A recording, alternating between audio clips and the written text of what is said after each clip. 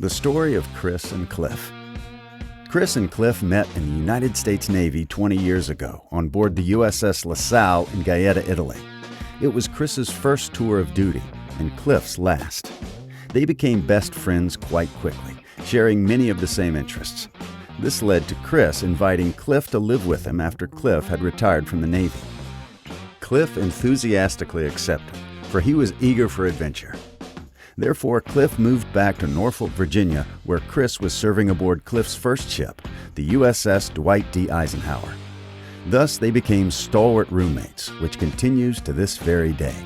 They've moved around over the years, living in Maryland, Hawaii, and Washington, D.C., before moving to Chris's hometown of Syracuse.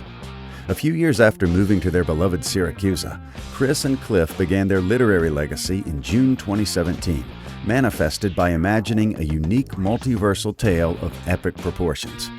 Chris conceived of their central protagonist and began commissioning art to realize his grand vision. This art inspired story vignettes that became the backbone of their trilogy. Their literary legacy began in a modest house in Syracuse, New York, and was inspired by The Lord of the Rings, Hellraiser, Dune, Clash of the Titans, Highlander, Monty Python, and many other factors. Chris and Cliff have grown together over the last 20 years, although they faced trials and tribulations. But all of these experiences, good and ill, have led them to becoming storytellers of fiction and poetry.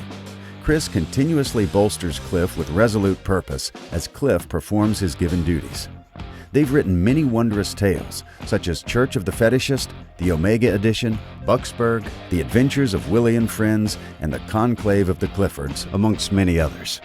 They've also developed an incredible health and wellness discipline called Syracusa Mantis Style. This deliberate duo looks forward to writing more enriching stories in the future, not to mention relentless promotion as they travel hither and thither, spreading the word.